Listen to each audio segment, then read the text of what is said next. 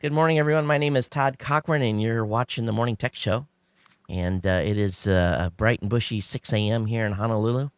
And if I have morning voice, I apologize. But I want to welcome my two co-hosts. I have Jeffrey Powers from Geekazine.com up on top, and I have Patrick Lawson from TwoSmartGuys.com on the bottom. Good morning, gents. How are you?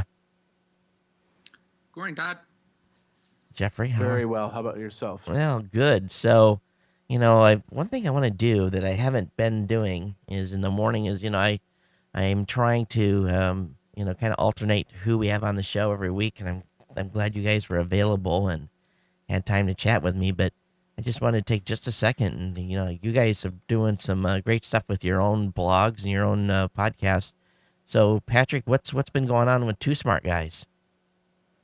Oh, we've been checking out the new Nintendo 3DS and getting homebrew and stuff running on that. All the tweaks, all Right. the fun stuff going on there. Did you ever have problems with Apple on doing any homebrew stuff, or did are you good to go with them right now? So far, I'm good. At one point in time, they took down my feed because I had jailbreak in the title, I believe. Oh, So I just kind of avoid putting that on the RSS, and I'm okay for now. right. And Jeffrey, you've got a stack of stuff going on. I've been you've been busy, my friend. What are you doing these days? Oh, we got a ton of stuff. I got the regular podcast going. We got the day in tech history, the 5 tech things you should know. Still working on that new idea with the OTT. Right. Really hasn't really jumped off the ground just yet, but a lot of special media feed. I'll actually be going to Vegas in the beginning of May. I'm planning my trip to Blog World New York in the middle of May, and then I'm going to be back in Vegas in the beginning of June. So Oh, lots of great video. Yeah. you're gonna be busy. I haven't Yeah. decided whether or not I'm going to Vegas yet. They called me and made an offer for us to do something, and I'm considering whether or not to do it. But it's just tough, we're doing NAB. I'm actually leaving for NAB tomorrow night. My schedule actually opened up, so I'm going to be going out. But doing Blog World East and Blog World West, I don't know. It's from a company perspective, it's like it's a $10,000 bill by the time you get over, doing what you got to do, hotels and getting people there, and we hadn't budgeted, and we just hired a new hire, and we got a sales gal fully on staff now, and focus is revenue. But as much as I want to go to Blog World, I don't know. I don't know if it's in the budget or not. So we'll have to see for Blog World East. But I know it's gonna be a little bit of a different crowd. But I really wish they hadn't split the show. It just, if people from New York say they can't go to Vegas or meet somewhere in the middle, it's a how should I say it? It's a poor excuse when I come from Hawaii to go to Vegas, and they can't come from New York to Vegas, especially when it's as cheap to get Exactly. there. So we'll see. We'll see how the show does. Tied to the book, that book show. It's kind of an interesting. I don't know. What do you guys think of who they've tied to? It just seems kind of weird to me. Yeah, and they've got a 5-year deal with them. So Jeffrey, what's the story on their new media tracks? Have they gotten submissions? Are you working that for them or? I tried to contact them. I haven't heard anything back, Okay. so I don't know what they're doing on that. Yeah, I have no idea what they're doing either. So anyway, it's still kind of an up in the air, and I don't know. I might end up going out, but it's we'll have to see. That's no here nor Yeah, there. I'm personally gonna check with my sponsors if we can get a sponsorship going. I'm gonna go. If not, I'm not going to push it, I guess. Right, I'm following you. Okay, well, I've got a bunch of stuff in the stack here for us this morning, and it's kind of like mystery bag for you guys because you guys don't know what I'm going to be talking about and shared. Let's start off, and I want to just talk a little bit about the Engadget crew and them largely jumping ship and heading over to new horizons, going over to SB Nation. What do you think this is gonna? Do you think this is gonna affect Engadget.com? You think it's gonna affect the quality of the content over there?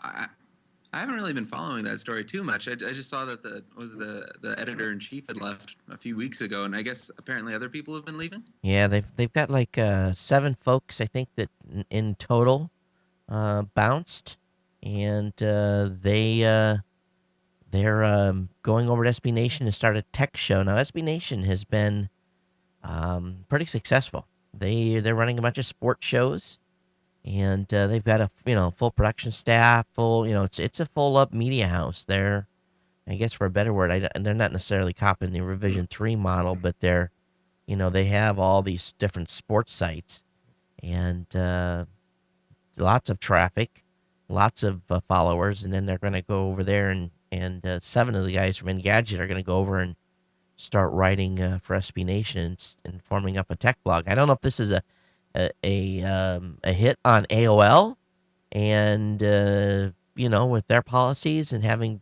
purchase Huffington Post or not. But Jeffrey, have you followed this at all?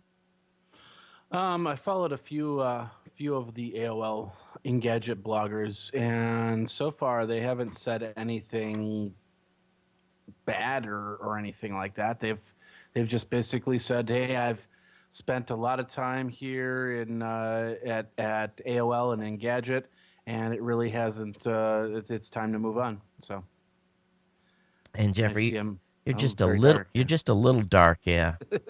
And you look great on the actual camera, so it's just when I flip you into live is you're a little dark.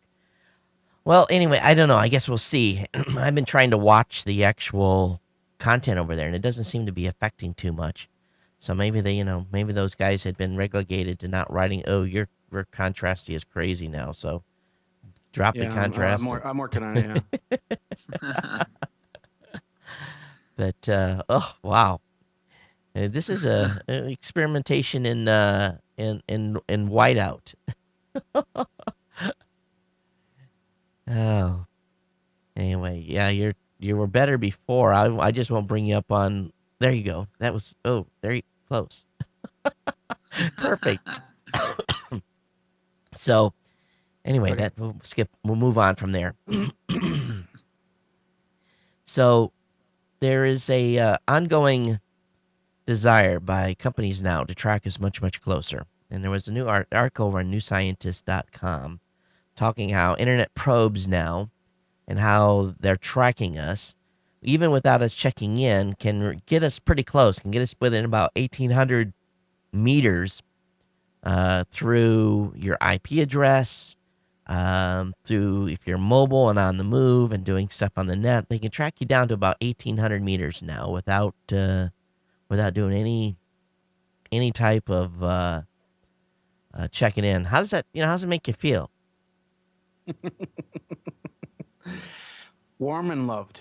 Warm and loved, but does it bother? But does it bother you that they can come in that close? That they can, that the Nah, not really. you I know mean, we're all used to it now, and there are some people that are probably going to be really upset that it happens. But the reality is, if you don't feel like you need to be accountable for your actions, then maybe you're not doing something on the up. Well, the question though is it become the new norm for us to be used to be tracked? You know, I don't think that's the new norm, is it? Is that the new norm? Is that what we have now just to live with, Patrick? I guess so. That's just the way it's heading. Like Jeffrey was saying, if you don't want to be caught doing something, don't do it. Yeah, well, that's being caught doing one thing is one thing, but just the simple fact that, all right, I'm driving in my car, I'm not I'm not engaging with a external audience, and I load my phone, and all of a sudden I get an advertisement for a car wash place down the street on the mobile device. I don't know. I think at some point it becomes a little bit intrusive. And you look at what Pandora is allegedly have done by capturing all kinds of demographics and then serving ads to them.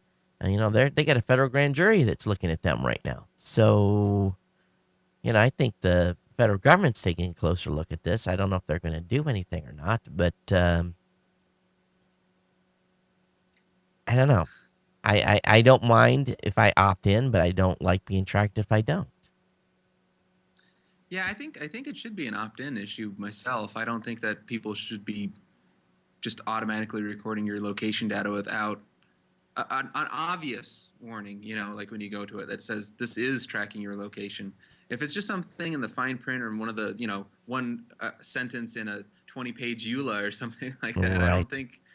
I don't think that's necessarily fair because nobody's reading those EULAs. It's when it's something as important as tracking your GPS location or monitoring your audio, like that color application. Apparently, Right. it records audio and sends data back.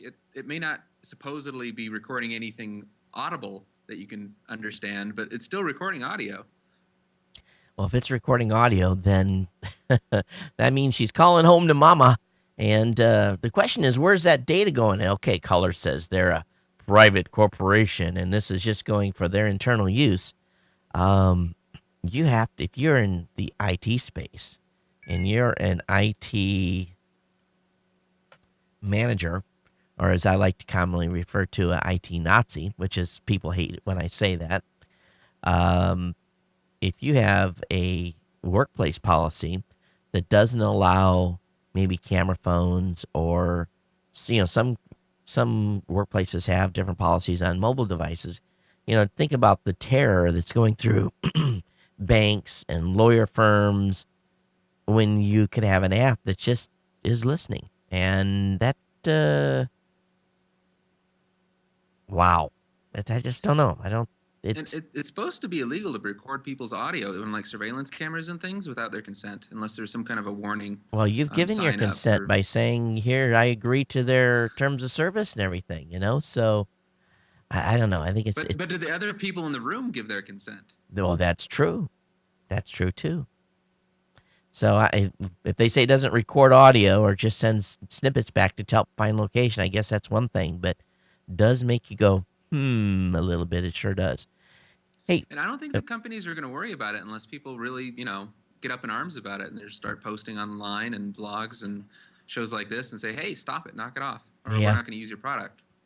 I think the public in general don't have largely a clue on what some of these apps are doing.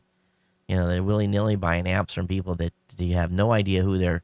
You look at what's going on with the Android, having them pull down malware apps, and so it is a little bit of the Wild West out there. At least, as much as we hate the iTunes or the Apple App Store review process, at least I guess they're looking through the code to make sure that these apps aren't doing something that they largely shouldn't be doing. So, I guess time will tell where this heads.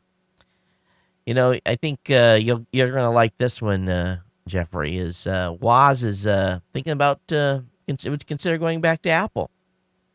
What you met with Woz last year and talked with him, and so what do you think about if Woz said he would consider returning to Apple? Do you think Woz has got the juice to get back there and be productive?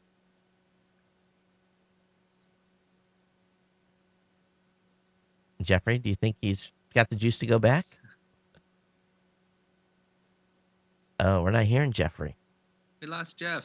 Yeah, we lost Jeff.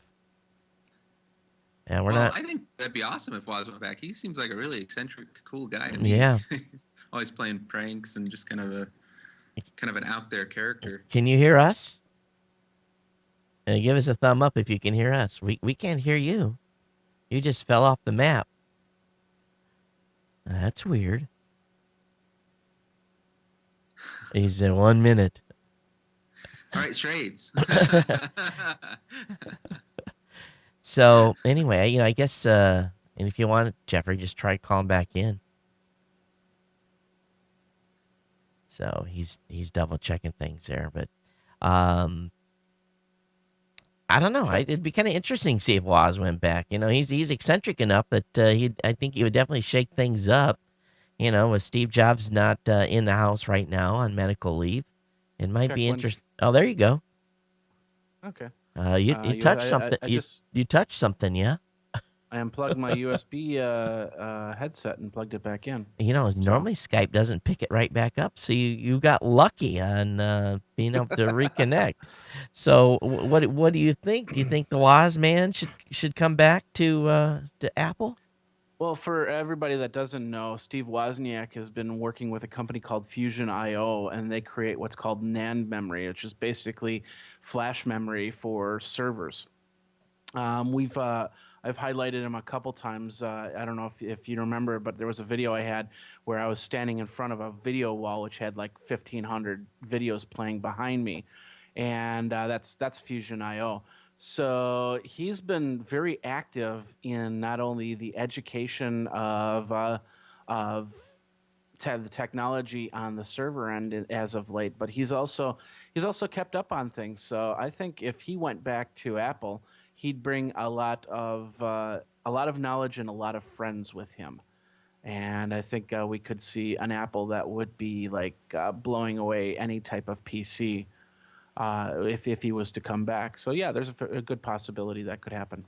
He said that he was thinking about making. I would hope that he'd try to make Apple more open, and I Hmm. think that would go directly in the face of everything Jobs is really kind of put in place over there. So it'd be interesting to see what would happen if he went back to Apple. It'd definitely be an interesting dynamic. That's for sure. All right, the next thing I've got here for you guys is it kind of goes in lieu with a conversation I had with a gentleman earlier this week. Got a call from a guy, and he has a legitimate business.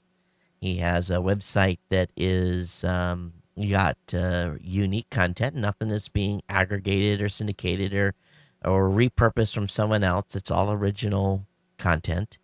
And Google, when they made their logarithm change 6 weeks or so ago, his web traffic is down 50%. He has a business that generates a significant amount of revenue. He's got 16 employees who rely on that web traffic to basically stay in business. So the question I would have for you guys is what Google has done with them putting companies in the penalty box for whatever reason they have so deemed. You know, and then it's I guess the bigger question is beyond what he can do to try to get back out of the penalty box, which could cost him, he feels, six figures at least, working with groups to get him out of the penalty box.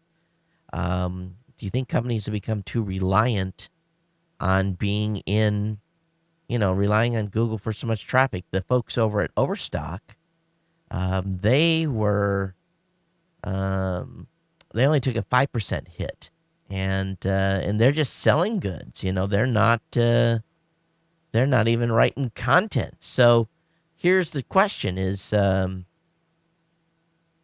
again, do you think companies have become too reliant on Google? Now let Patrick go ahead and start. Well, I probably. I mean, that's a big deal getting your SEO up on Google.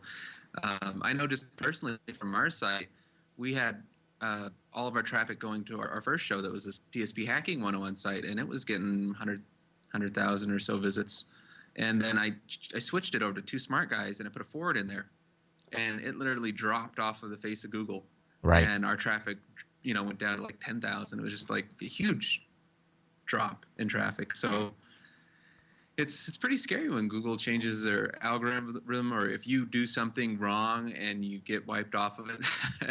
I mean, we've never fully recovered from that on our site, but yeah, it's interesting. One thing I found too is that I get penalized a little bit because of my show notes.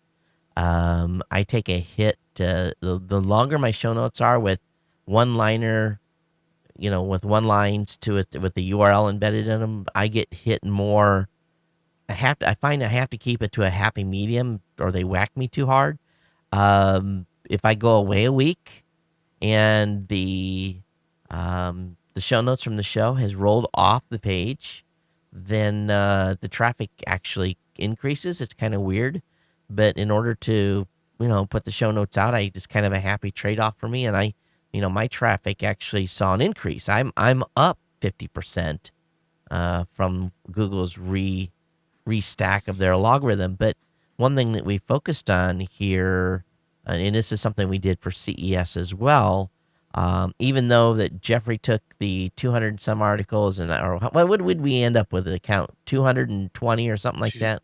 260 Or was it actually. 260? So we took Yeah. the 260 articles, and I had every one of those on my site from every interview. Jeffrey had them on his. But we all wrote our own blog posts. We didn't cut and paste onto our own sites. And then when we put stuff over on TPN.TV, some of that was cut and paste. So that site has taken a little bit of a hit because of that. But at the same time, I didn't hurt my organic search results. Jeffrey didn't hurt his because his writing, while that was about the same topic, it was definitely different. Um, one of the policies we put in place for the show was no cut and paste from one guy's article to the other.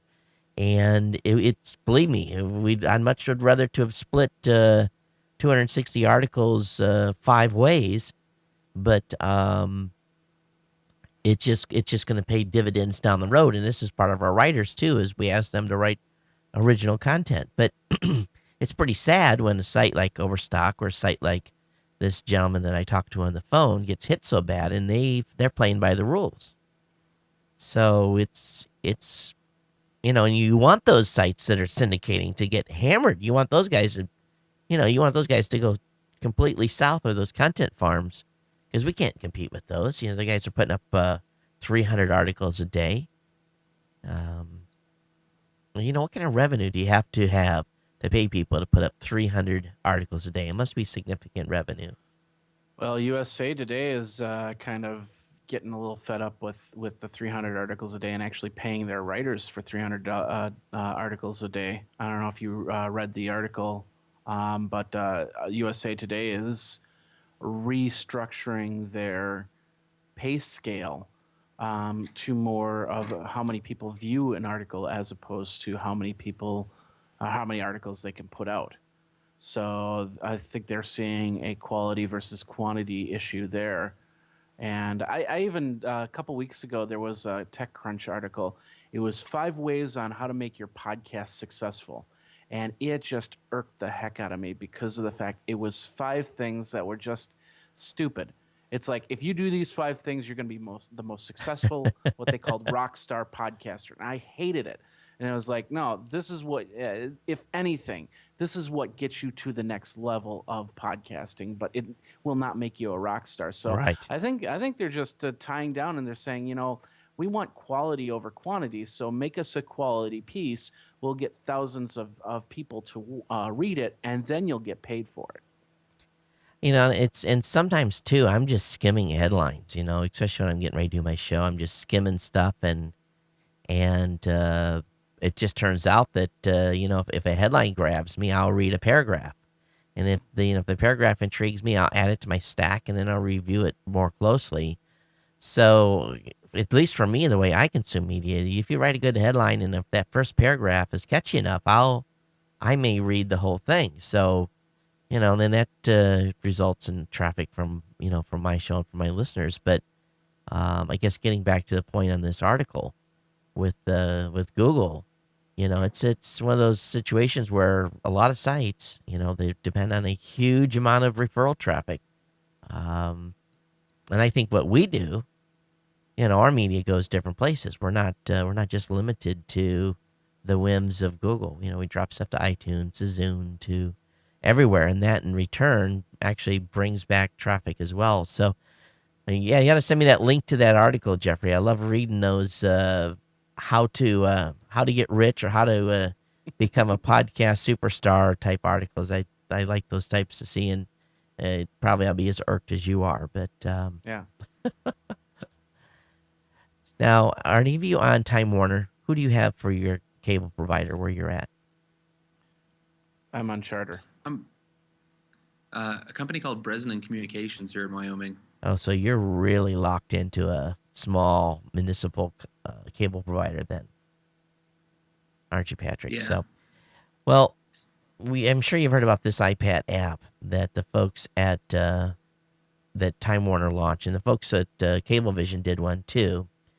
And over on TWCableUntangled.com, um, late this week, Time Warner filed for a declaratory judgment on this specific issue. Basically, the folks are telling them, no, you can't put that content on an app. And even though they tied it so that the folks had to be in at their home network in order to watch it, the folks, the licensees, basically screamed bloody murder. Um, have you guys followed this or at all? And what are your thoughts? Jeffrey, did Um, you follow this at all, or? Very little. I mean, well, you gotta understand. Well, you gotta admit that no matter what, whatever one ISP is gonna do, this the other ISPs are gonna start looking at it under a microscope. There's a lot of question on content taking it over the top, and so it's tough to say without actually looking at how the content was actually pushed to the iPad. Well, it's an So actual app, and they have a number of channels, and you select a channel and you watch TV, okay. and it's just like watching TV at home, but on your app. So the Tech Buzz is on chat. Maybe he'll weigh in. We're getting a lot of audio feedback somewhere, a lot of typing or something. oh, Um, sorry, I was trying to log into the Ustream. okay.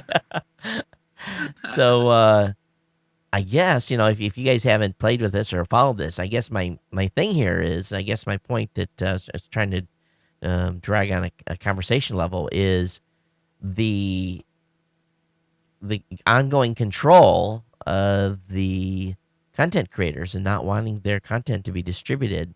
So I think we're essentially headed towards this huge battle where we're going to be what's really happening here is that the cable providers have deep pockets. They're a multi-billion-dollar industry, and they see what's going on in the space, and they understand that they have to make a change or they're going to get left behind. So they're trying to create more options for their consumers. Now, I here in Hawaii had Time Warner. I cut the cord in January just to see how it would go for a while, and so far so good. Now the only problem is here in Honolulu or here in Hawaii, the app did not work. They only made it work in the lower 48. So for whatever reason. So I guess we're too close to. I have no idea why they didn't make it available here. But the long story, the short is the long story here is that they were required. They had to pull apps or pull channels from the app for a while, and they're going to fight back. So they're going to make this play to get this media everywhere that we can consume it. They're after glass as well. They want to make sure that they don't lose eyeballs on the television set in the 4 or 5 hours of TV we all supposedly watch every day or every week. So I guess consumers, though, it's ongoing. They want to be able to watch what they want to watch, where they want to watch, and when they want to watch. So I think it's just a losing battle, and we'll see if Time Warner wins this one. And if they do, it'll be a big win for the cable companies. If they lose, this actually may be an opportunity for other companies. But the big cable companies aren't going anywhere anytime soon. They're going to fight big time, and I new set top wonder. boxes and stuff. I wonder if this is like if you go on the Roku, there's a couple channels on the Roku that pull content from other sources, and these are obvious web sources. Like for instance, one of the portals will pull the CBS content or CNN content from overseas, so you can actually watch on your Roku. You can watch a stream of news or TV shows that aren't on the Roku as normal, and because of that, a lot of ads aren't pushed over. And I'm wondering if that's the big deal is the fact that they're pulling the content into the iPad, but they're not pulling the sponsors and not pulling the advertising into iPad as well. Well, I think they're running all their ads and everything like they normally do. So I don't know. I guess we'll have to see. I haven't tested it here. It's in the chat room. They say it kept crashing the first week and a half. Finally, 4 updates later, it's stable. They've added 27 channels since the launch, with the exception of those channels from the companies asked them to remove them. And he says, I think it's fair. We pay the premium for the channels I can only watch in my house. So what's the big deal if it's on my iPad or my TV? Goes on to say Dish Network didn't have an issue with their apps. Only Time Warner so far has had a problem. So I guess we'll see how this weighs out. Time You mean Warner's local, Blockbuster? right? I mean, they have different regions, or like different cities have different channels and things, as I opposed to Dish Network is national. I think so. I'd assume, because there's like blockouts and things on different cable stations for certain sporting events and stuff like that. I'd imagine they'd have different rights in different cities. Maybe that's why. I think they only put national programming on the app, though. I didn't think they put any local programming. So What? I guess we'll see. Yeah. Did you guys see the news yesterday about YouTube? What they're now finally doing? Yes. Live channels. Yeah, and you got to be a partner. You got to be I put a post up on my Twitter account that basically this is what I said. I said, let me read exactly who I said, whose butt do I need to kiss to get a YouTube live channel? Seriously, that's what I put on my Twitter post. And in all honesty, yeah, whose butt do I need to kiss to get a live channel? And I've been getting some feedback, and actually, someone posted a private message to me, and they basically said, "Oh, you don't want to know what it takes to get a live channel." So makes me kind of go, "Oh man, what are they making people sign their life away?" But you look at the live stream, and you look at some of the the haves and the haves nots, and a lot of the haves are on their live streaming already. So I'm just like, golly, what an Yeah, opportunity. looks like Rev 3's got all their shows live streaming. Yeah, but they've been doing it for a while. They started 2 or 3 months ago with a show from Cali, and they've got all their stuff up there. And one of the guys said that we were noticed because we had a high quality program. I'm like, huh, okay. He said, I've got a 5-camera HD studio. I'm like, mm-hmm. Well, my problem is I've never had real high YouTube visibility. I've never promoted YouTube as a location to go get my content. Yeah. 99, I think 0.00001% of my traffic comes from YouTube.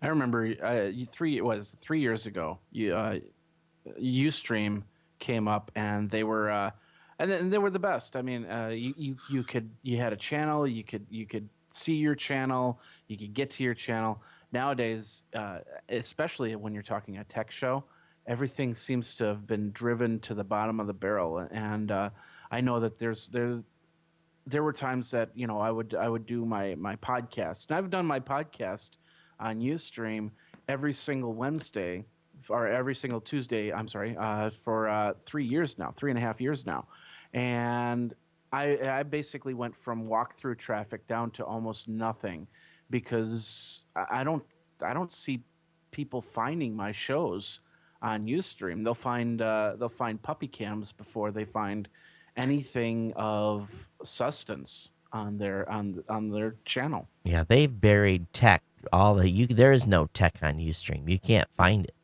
Not even a tech category. No. That really sucks. So yeah, maybe there is an opportunity here for us to put up some sort of a tech streaming site only. But it's Ustream is basically, and I think this is right. Someone said Ustream is a tool that is useful if you drive traffic to them. So if you drive traffic to them versus having traffic on your own. But they're running ads today. I don't know what kind of underwear or what kind of diapers they're selling today on my show, because we did have a diaper commercial the other day. How that relates to tech, it beats me. But and I'm even supposedly a featured show over there, but I don't they don't. I don't get too much love. The live stream folks actually made me a deal, made me an offer that it says, TechBus says you can block the ads in the host file. I have them blocked, so he just blocks the Flash app from playing them. So he's going to share us a piece of code. Yeah. Yeah. So that idea, Todd, that idea that you had about streaming, whenever you want to implement it, go for it. Okay. Well, that's something we'll have to look at. And the challenge with streaming is it's a double-headed. It's a big beast. It could be very, very expensive. I look at the cost to run our server farm that we have now. It cost me about $2,500 a month just to do everything that we run at Raw Voice, our Blueberry, all the stats, backup stuff, redundancy, emergency fallback, so forth. And if I want to put up a single portal to do streaming, I'm probably looking at least $1,000 just to do one small offering that isn't going to scale super high. There's some solutions coming that we think is going to be a game changer this year. There's BitTorrent's talking about coming up with a streaming solution. I can't wait for that, because that's going to level the playing field in a big way. But I don't know, Patrick, what's your thoughts on the whole YouTube bit? I think it'd be cool. I'd like to get in on it. But yeah, I think there needs to be more competition, because like the Ustreams and Justin TVs and stuff, they've kind of gotten away from what they're originally doing. Like our show we do on Justin TV, and they had us as a featured producer, and they'd put us on the front page every once in a while, and it was really cool. But lately they kind of did away with all that and pushed everybody in the back corner. And I don't know, it'd be interesting to see what else other people are gonna do with the live streaming. But I'm currently a partner. I hope I can get in on it sometime. I guess you look at what Leo's doing, and he's using like 5 different providers. He's in BitGravity, he uses Ustream, he uses pushes to Justin, and I push this show to Justin, and I push to Ustream, and BitGravity is just too expensive, and I'm not willing to give them free advertising for the amount of exposure that they would get. But and the cost is simply insane. So I don't know. I guess I have to look at it. But if YouTube could change the game, but I think they're going to be. It's very obvious here. You look at the website, and let me bring the website up, and we'll see who's actually streaming right now. It's very limited at this point. They've got Philip DeFranco. He's live, and of course he's a big YouTuber. He's been one for years. And then they've got Wild Earth, whatever that is. They've got the Indian Premier League cricket match. They got some sort of Call of Duty. These guys playing games. I've never fully figured that out. They do gaming while people watch them game. But they've got, of course, the Dig is up there, Vision 3, and a variety of different sites. And of course, recently broadcast stuff. But you think about the exposure you would get here. You're going to have to really crank it up in order to make it happen. Let's just bring up DeFranco's page, and he's usually pretty good short form. Let me I need to plug in a jack here. Let me bring him up though. Kind of reminds me of 2 years ago when Yahoo tried to get into the streaming game, and they had their little stream channel, and they ended up shutting it down. It's not currently broadcasting. See, their system's jacked up. It said he was live. So let's look at. Yeah, go ahead. That's interesting. A lot of these shows that they're featuring, they normally do like one, 15-minute show once a week, and now they have a whole live channel. So they still feature them all the time, but they're not live, but just a very small window. Yeah, so you have to pay attention. Now here's, we're not going to leave that up very long because that'll end up to a copyright infringement. So I guess the thing here is if you're going to do a 24-hour live stream deal, this would be the way to be on here. But I don't know if they're looking for that. And you look at Callie's stuff, all of it's pretty short. No one's having anything much longer than about an hour 30. The one, excuse me, the one thing that I did read on that was, in order for you to have a live channel on YouTube, you need to have a program or a TriCaster. So yeah, you definitely qualify for a YouTube live channel. Well, I know they're sending out gear to some of these folks too. They're giving away gear this year as well to some of these content creators. Yeah. I don't think I saw some dude last night. He was not using a TriCaster. He was using a webcam that was $49.95 at best and no lights. And it looked like, some in the dark chat room chat you would have with your girlfriend at night or something. It was not quality, and by the least. Now, Patrick, how did you become a partner with YouTube? I've never applied, or did they ask you, or how did that work? They asked. Well, okay, so they asked me when some of my shows got some pretty serious traffic, right? And so I did that, and I got a few of them that were per basis. But I applied like 5 or 6 times, and they finally let my content through, just in October. Okay. So it's fairly recent. Yeah. Someone said in chat, Ustream makes special deals for no ads. Might be worth trying to negotiate. Yeah, every once in a while when I have special events, I let them know they don't run ads. It all depends on what's going on. They featured us during CES, and I was very happy that they did. They had us on the front page for a few days. So they do special events, but they definitely are not tech friendly when it comes to anything else in regards to tech content, because you just can't find it on the website. It's buried. And then, maybe what they found is they found people don't watch too much tech on Ustream. They come for the puppies and, watching the puppy cams or something. I don't know. Gotta love the puppies. Gotta love the puppies. Interesting note about the YouTube Partner Program is I went down to this Hollywood web meetup down in LA a few months ago, and they had a couple of the top partners down there kind of supposedly giving out the tips and tricks on how to become big partners. And the biggest one was, make good content. Yeah. But some of it was kind of who you know. I mean, that they actually knew some people that knew somebody, or they had some contact that kind of helped them. And, the YouTube community was more about utilizing the YouTube interaction. So, I mean, like telling people to do video responses and linking to things. More how the algorithm works is the more content or like comments and things that kind of drive you up in the algorithm. And it's kind of interesting. But I think a lot of these partners that got the live streaming, they already had some kind of previous relationship, like a personal one, not like just emailing so-and-so to apply.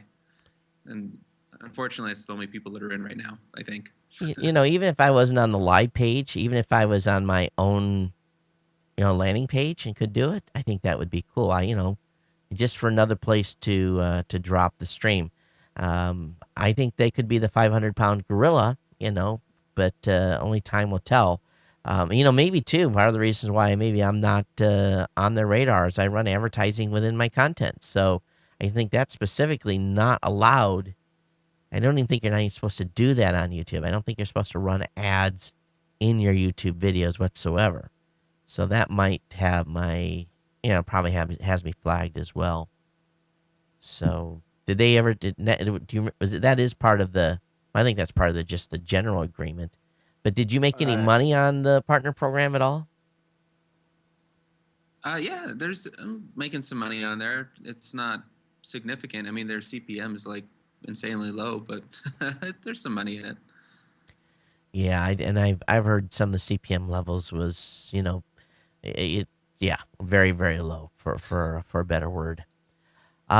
Just in comparison to everybody else, they're the lowest. Right.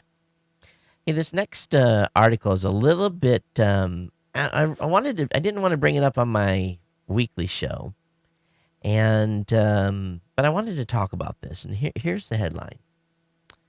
And normally talking politics on a tech show is not wise, but inside Facebook, they're talking about the president and Zuckerberg fielding questions from users at a Facebook Live town hall meeting. So anytime you have a internet or a public company and you have a demographic of users that are on really both sides of the fence, do you guys think it's risky for, of course, Zuckerberg already went to, he had dinner with the president, and I don't portray to even know or even care what Zuckerberg's political affiliations are, but do you think it's dangerous for public companies or for companies like Facebook that rely on such a big social interaction of people to mix politics and business like this, or do you guys think this is not a big deal? That's a tough subject right there. I mean, I've talked to people that are very neutral when it comes to politics. I mean, they're very boisterous when they're personally talking about it, but when it comes to their business, they go, "Yeah, I'm staying as neutral as possible." So for some people it does hurt. For other people, it might not. I think with a Facebook, I don't think that would hurt anything with what they're doing. I think it just brings up opinion and counter opinion, which they'll have anyway. It's like I don't know. Facebook could do something major. Well, they have done some major stuff in their privacy issues, and people still came back and did stuff. So I think in a case like Facebook, unless they're supporting neo-Nazism or something like that, that people will still come back and comment on it. Patrick, any thoughts?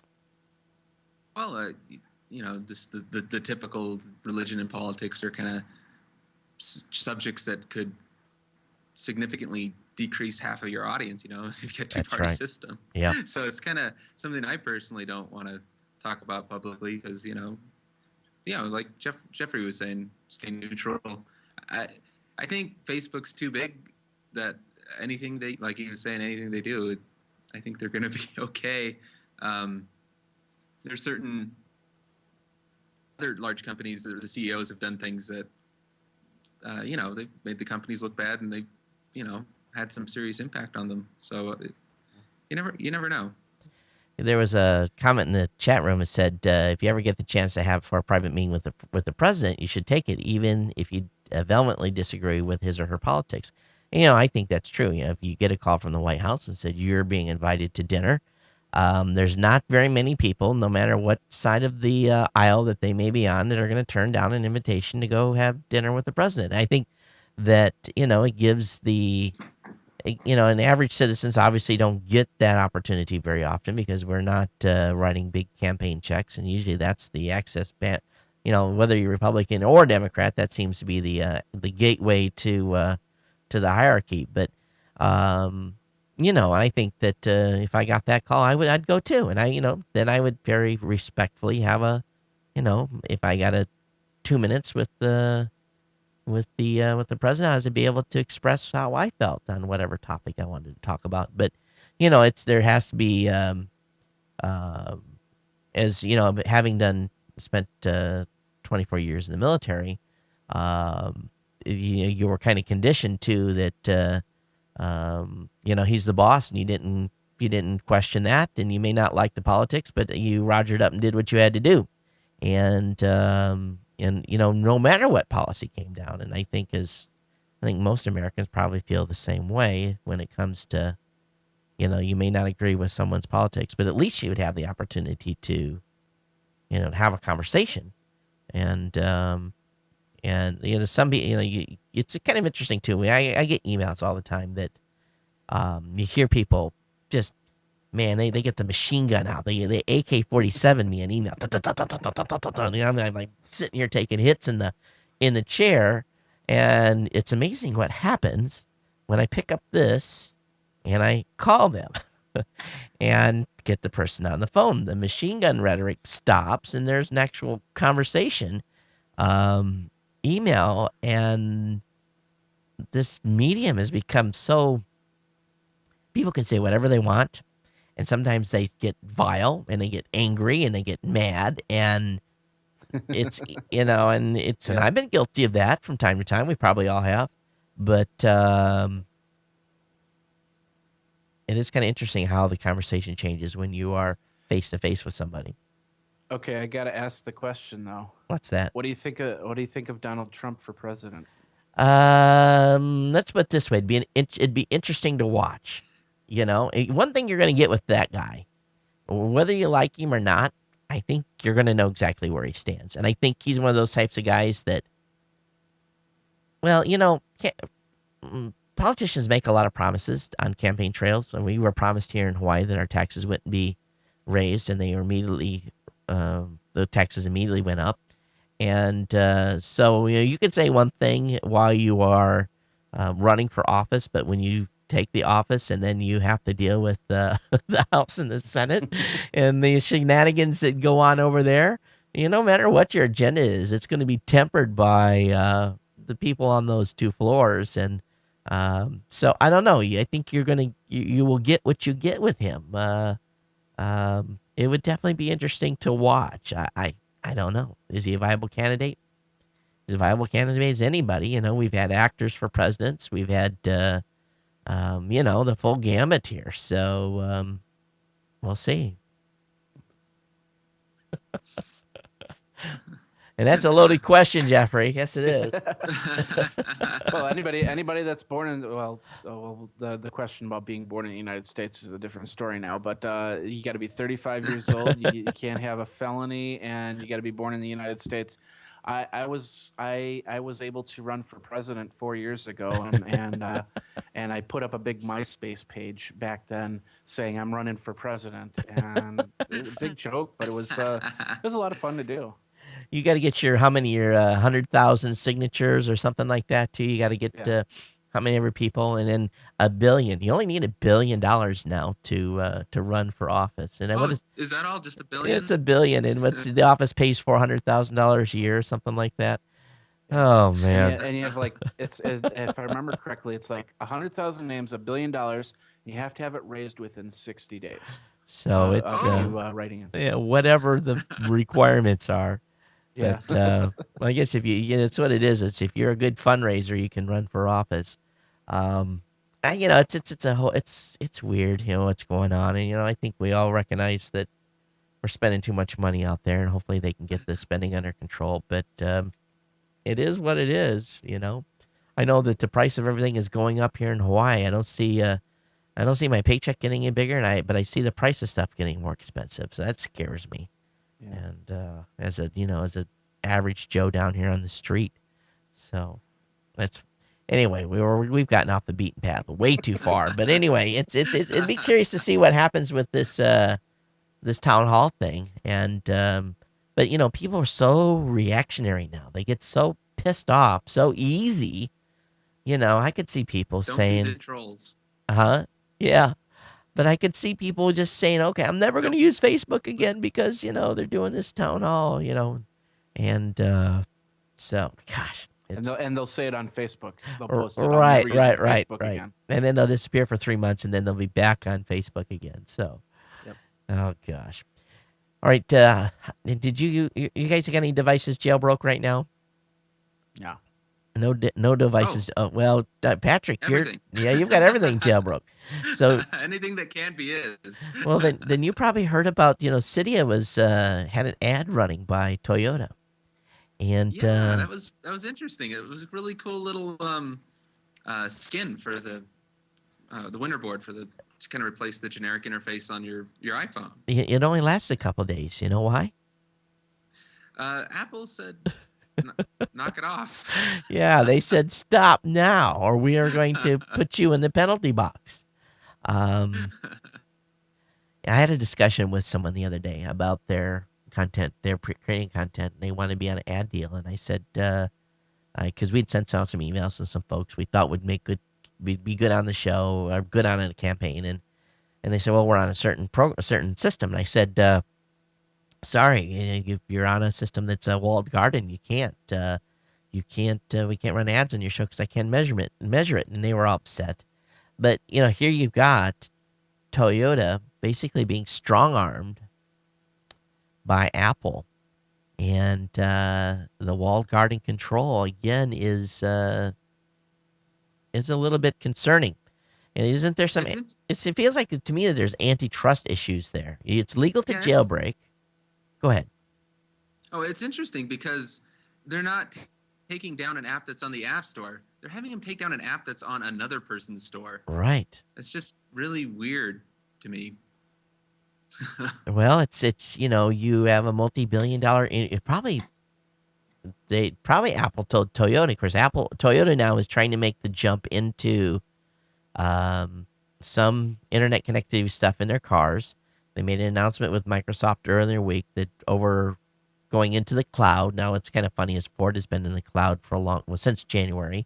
So this is they decided to follow suit. So first of all, you got Toyota synced up with the folks at Microsoft, and then them putting an ad on a jailbroke phone. I just wonder if they were worried about their position and being able to license, some sort of mobile dock or whatever it may be for their cars. So I wonder if that's where the strong arming came in at. I read something along the lines of the Toyota and Apple were working on a technology together, so that they didn't want to ruin their relationship Let's talk by Twitter. having Toyota support the jailbroken scene. Right. Let's talk Twitter here for a second. Twitter made an announcement earlier in the week that they've seen a 41% increase in tweets per day, 38% in the United States alone. The biggest single number isn't pertaining to quarter two at all, but they're now seeing 155 million tweets a day. That's up from 55 million just a year ago. It also has, it's also up from 140 million they had just a few weeks ago. So the question here is on Twitter, are you guys, how much are you getting out of Twitter these days? Are you able to follow people's streams? Is it still an effective communication tool for you, or has it jumped the shark to the point where it's actually you see your usage declining? I started using a program called Twitter Feed, and the idea is to hook up to some RSSs and then re-aggregate the RSSs of some of my favorite sites. And since I did that, a lot of automation of my Twitter, I have found not only that my numbers jumped up, but I also got a lot more responses. In fact, just that in a day, I'll get about 10 to 20 responses to whatever I post, which is great because then I can respond to them and get a communication going. So I think there's a lot of cool stuff that can still be done with Twitter and a lot of people that are reading Twitter. I'm on the belief that within a given day, the average person reads probably maybe 185 tweets out of their Twitter stream. But for those that do, they get passionate about what they read and they respond to it. So I think these numbers will increase. I think they'll hit 200 million before the end of the year. So what is the app that you're using, and how's it? I guess the question is, how's it improving your response rate? It's called twitterfeed.com. And what you do is, like, for instance, all my Geekazine shows are on Twitter feed, and it's more than just Twitter. It's also Facebook. It's also some other sites that I don't normally use. But basically, what you do is you put your RSS feed in there, and then Twitter feed will go on a time schedule and say every 2 hours, every 4 hours, whatever you put in, it'll go and it'll look at that feed. If it sees a brand new article, what it'll do is it'll then port it over to Twitter, Facebook, wherever you decide it should go. So, like, for instance, when I do my podcast, when I post my podcast, within a 2-hour period, Twitter feed will see that and then move it over and re-aggregate it on Twitter. It'll re-aggregate it on Facebook. So I don't, and not just my main profile, but my page profiles.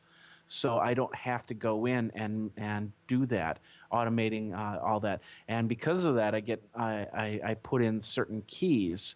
Like for instance, if it comes from I have posts come from Blog World, I'll have at the end I'll say every time the post comes from Blog World, put in Blog World's Twitter handle, and to give them credit back for it.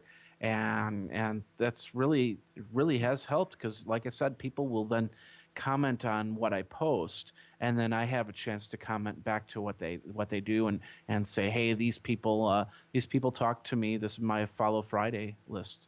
I'm a little leery of the automated twitting applications. I just haven't even used them. Um, I don't know. Patrick, how's Twitter changed for you? Um, Automatic tweeting, YouTube kind of does that with your channel. They kind of do the similar Right, things. So like when right. you post to YouTube, you can go to your Facebook and your Twitter. And uh, interestingly enough, I found that a lot of people have kind of given up on the whole personal message portion of it, or private messages. They don't Right. even care anymore. We were talking about whether or not people care whether or not they're tracked. Now they're posting on Twitter. They're like, "Hey, what you guys doing tonight?" And they're asking personal questions instead of private messaging them. So it's kind of interesting. I see a lot of traffic coming from it. Like when I post about our live show on the Twitter group, it increases traffic. I think it's a really good communications tool. I think it's far from jumping the shark. I think it's just another thing you have. You have Yeah. your email, your Twitter, and your Facebook. Those are like the three big things right now.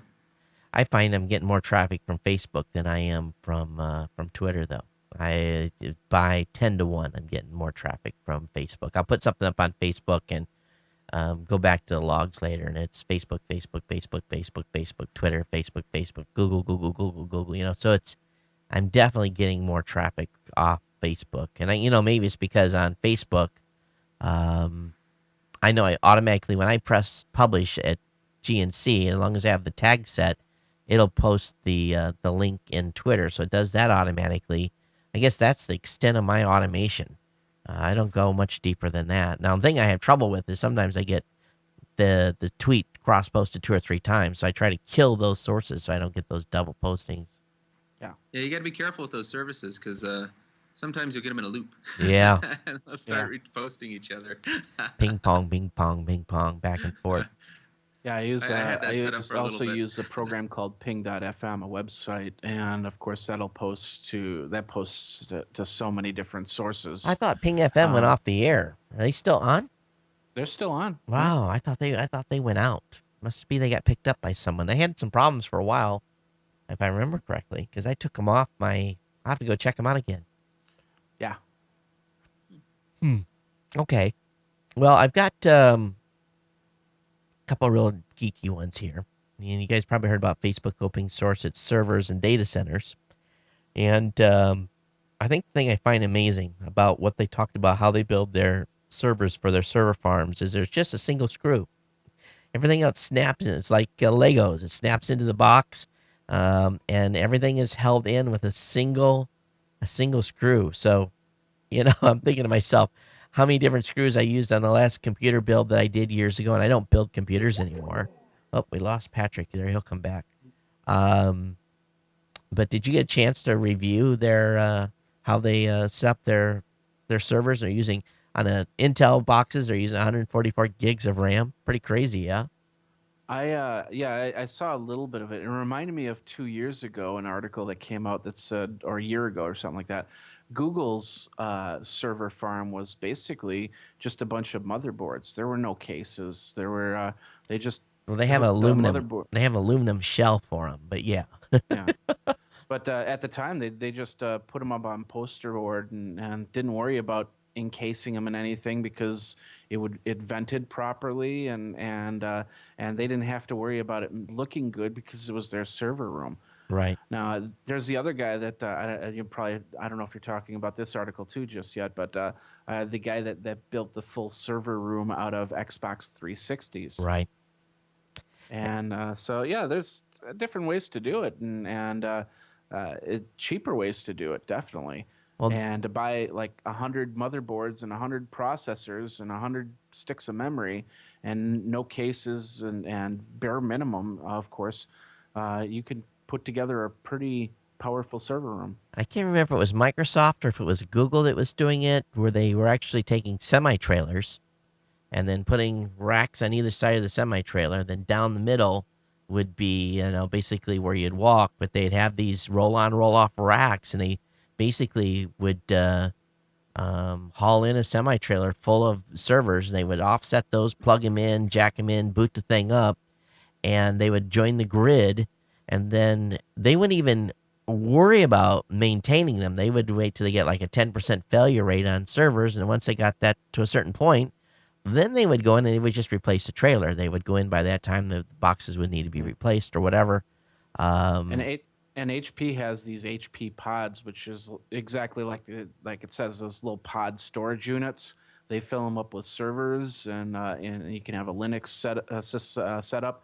You can have a Microsoft setup, fully set to with everything, including a cooling system and everything like that. So. but it is interesting they're doing the open source route. Any comments on Facebook's open sourcing their servers and data centers, Patrick? Sounds really interesting. It'll be interesting to see how open it truly is. Yeah, they don't share the code, obviously. I wish they, let's see how all these things Kind of interact. like how Google's got Android open sourced, but like not the latest versions or any of their personal applications. Yeah. We talked last week on the show about how Android was tightening noose a little bit around the different cell phone companies, or actually the handset manufacturers. So it was kind of interesting what they were doing there with the handsets. But I think Android is on the march to be a monster. I don't think there's any stopping it now. Hey, the guys over at Fizz.org, and I can't even. This is such a big number. I don't even know how to say it. It's 9,570 000 000 000 000 000 000 000 000. So that's 100 million, billion, trillion. What's after a trillion? Peta. There's a petabyte, and then I didn't even know where. I thought it was quadrillion, and then that would be a petabyte. Yeah. Yeah. So whatever. What point does it go to a Googleplex?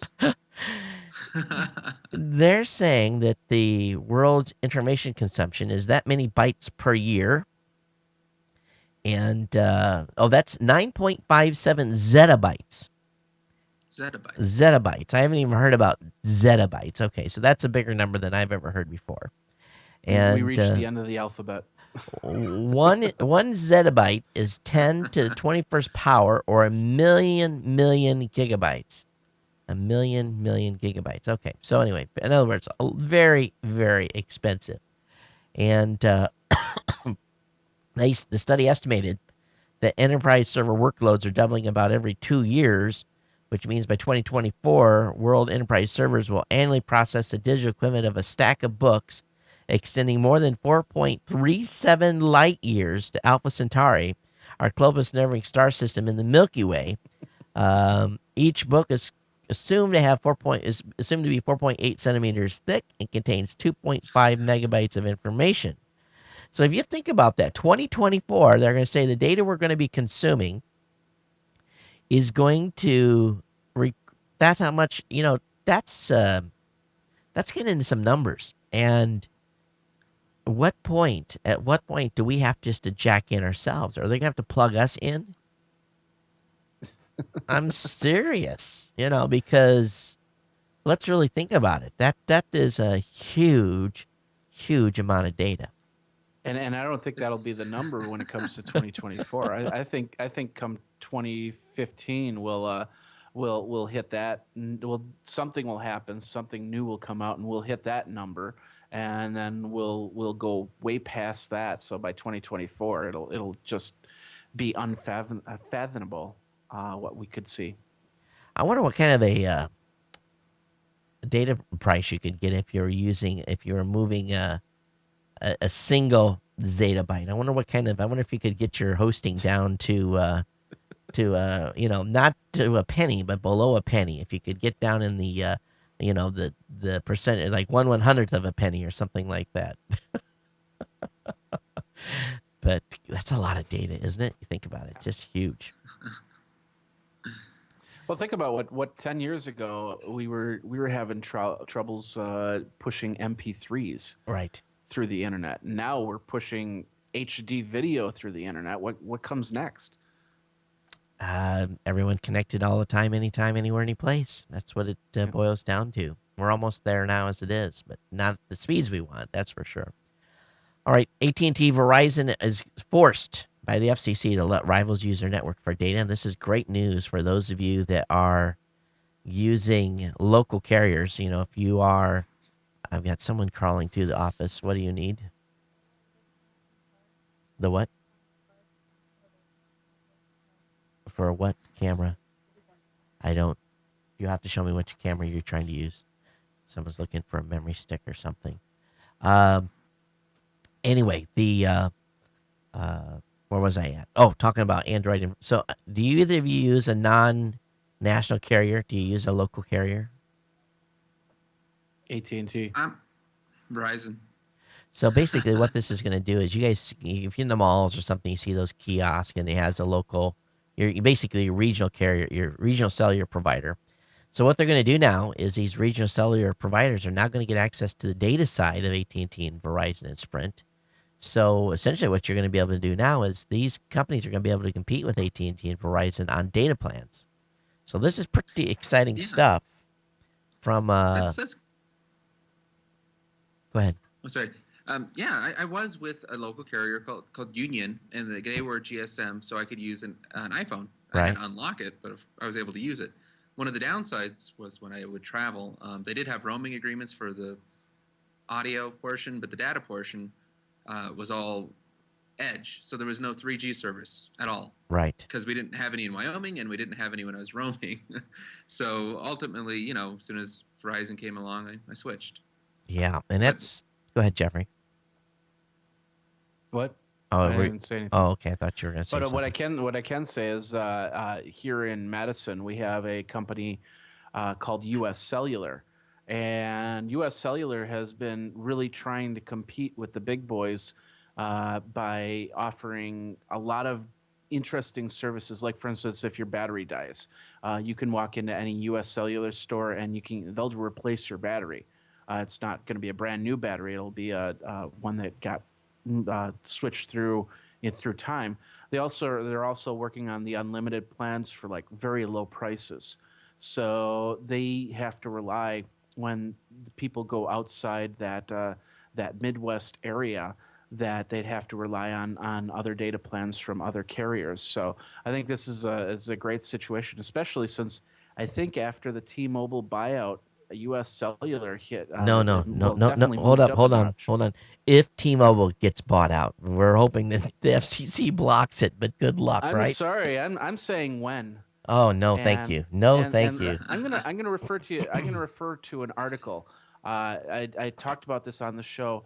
I read an article. Actually, the article was put out 10 years ago, and it had the top 10 carriers, cellular carriers. Number one was Verizon. Number two was Singular. Number three was AT&T, which of course AT&T and Singular merged back then. Number four was, if I remember correctly, Alcatel, which was bought out by Sprint. Sprint. Yeah, I'm sorry. So number four was Sprint. Number five was Alcatel, which was bought out by Sprint. Number six was a company that actually Verizon bought out. Number seven was the company that the name of the company before it was T-Mobile. It started with a V, if I remember correctly.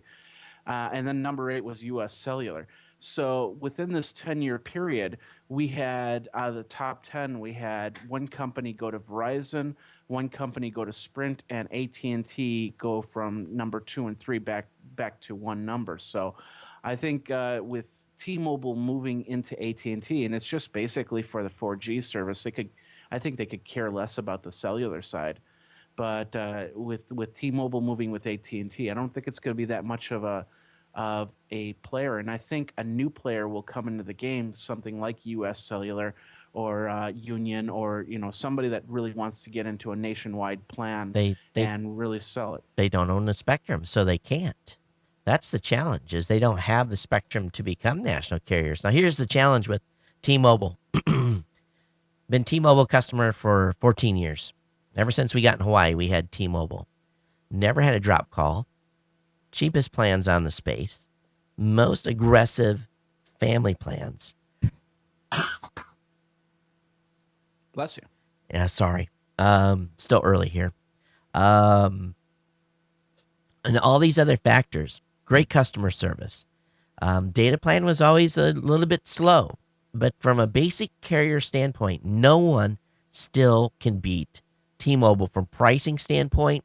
Family plans. You start having 5 people on a cell phone plan. Go price that with AT&T. Go price that with Verizon.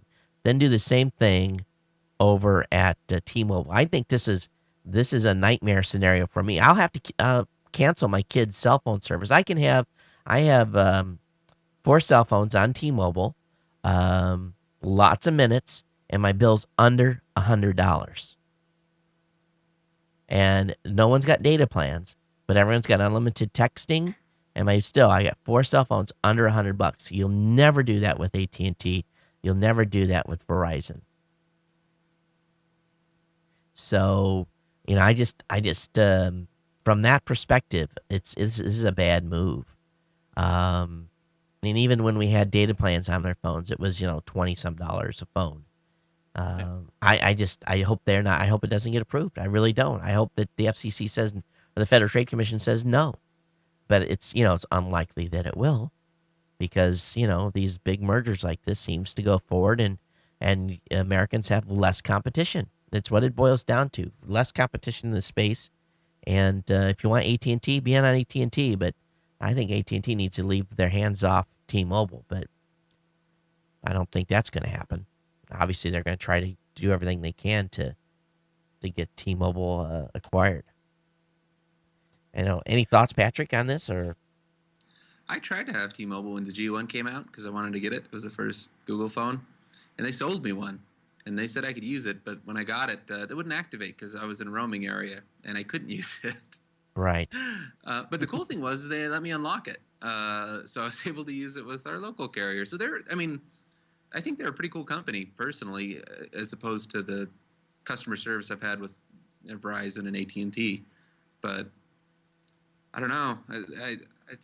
I'm with Jeffrey. It's probably going to happen. They're probably going to merge.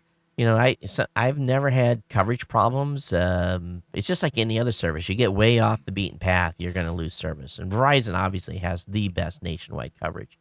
If you're traveling all over the place and you need nationwide coverage, obviously Verizon's the phone to be with. Because, I'm sitting here, and if I didn't have my cell booster, I'm on top of a hill. I'm 2,000 feet above sea level. And if I didn't have my cell phone booster, I'd barely have one signal, and I can see the tower from here. So, this is AT&T, and I'm in Hawaii. How big is Hawaii? And they can't give me coverage completely in Hawaii. T-Mobile, 4 bars. So, please, I hope it doesn't happen. So we'll see. We'll see where it goes. All right, let's talk about Atari. Now, yeah, Atari. Atari, Pong, and Missile Command, and all those games that we probably all spent lots of money. Maybe at least I did. As a matter of fact, wasted a lot of money because I was never good at any of them. But Atari has introduced all of their games basically on iOS, and for $15.99, my kids are going crazy with these retro games. I had my little one playing Pong last night for about an hour, to the point where I told him he had to stop. But that's 100 games in a single universal app. Pretty cool. What do you guys think? I just came. Last week I did a video for the Midwest Gaming Classic because two of I'm a big pinball fan. I love pinball machines, and two of my friends, Jerry Ellsworth and Ben Heckendorn, who are also building pinball machines right now, were down there. So I went down, and I got to, they had everything from the old console games to stand-up arcade games. There was a whole room dedicated to Mario, so you could play Donkey Kong, Mario Brothers, Super Mario Brothers, whatever game was there, they had it. It does bring back the memories of the old arcade, going in, buying, getting the quarters, and then when they switched to tokens in the arcade systems, and uh, it's cool to see that it's moved to a phone or a mobile app for those games. I think I'd still choose to play on a MAME system at least. You have your studio in the garage too, don't you, Patrick? And you know what? Why don't I bring that back up here? So go ahead and show that again. I have Oh, I have my studio in the garage, and I have a your video froze. Oh, there we go. man. Frogger. Yeah, Frogger. So this is an old main cabinet that I built out of a old Frogger machine. The board was dead, hollowed it out, and put MAME in there. And so yeah, I've got all the old arcade games on there. I got a joystick and and That's but yeah, fun. I'm excited about Atari and them putting emulators out legitly on iOS. So I just I think it's cool. And again, it's the thing that's cool about me is I can play it as many times as I want. I don't have to put another stupid quarter in the machine. I was the worst. I'm the worst video gamer. I mean, I play the kids. I bought the kids an Xbox and they have a Wii, and then we don't have too many Xbox games, so they're starting to get the pressure to get them some more games. And my son is like, "Come on, I'll play it, Dad," and he just absolutely mopped the floor with me. And I just, he's like, "Come on, I'm gonna protect you so you don't get killed every time." So kind of funny. Well, guys, that's all I got for content. I You have. talked about the Go ahead. Atari, but you didn't talk about the Commodore 64. Yeah, that was earlier in the week. So, but yeah, the Commodore 64 is out too. They've got an emulator, or relaunched the Commodore 64, right? Relaunched the Commodore 64. Actually, the prices start at $250. $250 to buy the case, and up to $900 if you want a dual core Atom processor with 1 terabyte drive and Blu-ray player. But you could buy the case and then put in whatever you want. So if you want a quad core processor in there, as long as it fits in the case, you could do it. Very cool. Well, I was going to show you what I'm going to be doing the rest of the day. This is a class I'm taking right now. It's through Embry-Riddle. It's where I've got my aeronautical degree, and I'm taking a business statistics class, and that's all I can say. sounds like fun. Something to read on the plane to NAB. Huh? No, I've got a major project due today, or actually due on Tuesday, and I had not planned on going to NAB. So I thought, I can get this done Sunday and Monday. I have plenty of time to do it, and now I'm getting on an airplane tomorrow night. So I'm like, crap, I gotta get this thing finished. So I've sent the wife and kids off to do everything today that they need to do outside the house, and I have to do schoolwork. So are you going to NAB or are you going to Texas? I'm going to NAB. We had a change of plans. I will be at NAB. So Okay. my conference got actually my consulting gig got canceled in Texas, and basically rescheduled, and so I actually found decent airline tickets. It was I traded the ticket in. I had how much was it? $1,360 was my airline ticket to go to Austin, and $1,268 was my ticket to go to NAB. So I called United, and they flipped it around for me. I don't think I'm going to get an upgrade though. It's going to be stuck in coach, which will suck because I won't be able to sleep as much. But flying as much as I do now, I pretty much get automatic upgrades with United, and they haven't sent me my upgrade notice yet, so I'm probably stuck in the cattle car, which is okay. I just take a sleeping pill and go to sleep, but I get in at 8 a.m. Monday morning and drop the bag at the hotel and rush to the floor. So Angelo and Cameron are flying out today, and getting the booth set up. And we've actually got some more code to write too, so I've got some work to do on that as well. But Um, anyway, well, thank you guys for spending some time. Tell everybody where they can find your shows. Jeffrey, go ahead. Geekazine.com or techpodcast.com. And Patrick? Oh, you can find my show at twosmartguys.com or anywhere on Google. Well, of course, if you've got comments on today's shows, folks, you can send me an email to geeknews@gmail.com, geeknews@gmail.com. Of course, put in the subject suffix, the morning show, so that we can know which way to direct the comments for the show. As numbers are growing. I'm pretty happy with the uptick in the folks that are subscribed and downloading the show. Don't forget, we've got a new show here at Geek News Central called The Gadget Professor. It's released every Thursday. It's done by our new host, Don Bain.